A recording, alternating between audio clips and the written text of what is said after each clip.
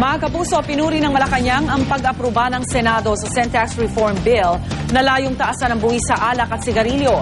Ayon kay Presidential Spokesman Edwin Lacerda, makatutulong ang bagong batas sa pagpapabuti ng serbisyong pangkalusugan para sa mga Pilipino. Isa raw ito sa mga isinusulong ni Pangulong Noynoy Aquino. Pinasalamatan ng palasyo si Ways and Means Committee Chairman Senator Franklin Drilon at iba pang senador na bumoto pabor sa panukala pati na ang mga sektor na nagsulong nito. Matapos pumasa sa Senado, nakatakda namang mag-convene sa mga susunod na araw ang Bicameral Conference Committee para pag-isahin ang bersyon ng Senado at Kamara. Narito ang report ni Rafi Tima.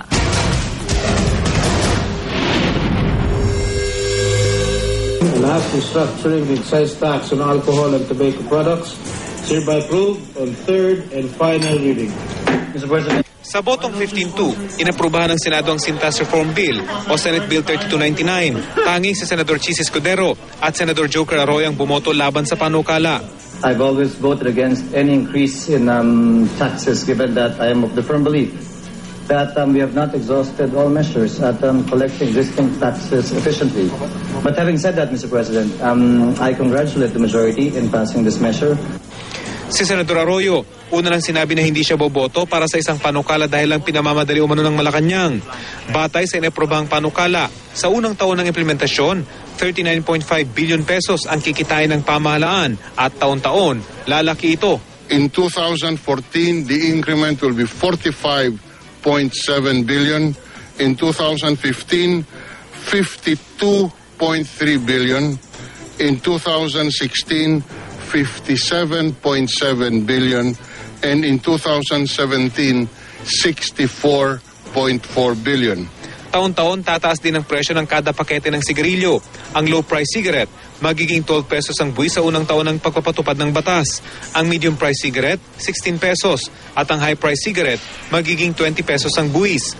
Sa 2017, magpapantay-pantay na ang buwis ng mga ito sa 26 pesos.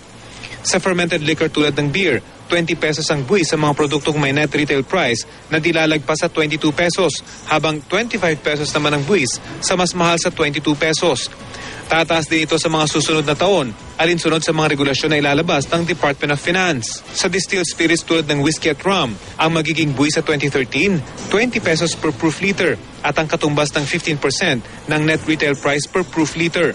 Sa mahabang deliberasyon, tinanggap ni Senator Franklin Drilon ang panukala ng kanyang pinalitang chair sa Ways and Means Committee na si Senator Ralph Recto na ilatag kung saan mapupunta ang perang makukolekta mula sa buwis. Sa napagkasunduan, 23 billion pesos kada taon ang mapupunta sa PhilHealth, 100 million pesos sa mga regional hospitals at 10 million pesos sa mga district hospitals kada taon. 100 milyong piso rin ang nilaan para sa information campaign ng DOH laban sa pag-inom at paninigarilyo. Para hindi malaki epekto sa mga lokal na magsasaka ng tabako, nakasad din sa panukala na dapat 15% ng raw materials ay manggagaling sa local producers. Given the fact that we have approved this today on third reading, I am confident that we should be able to submit to the President the Sin Tax Reform Bill before the year is over. Para sa unang balita, Rafi Tima reporting.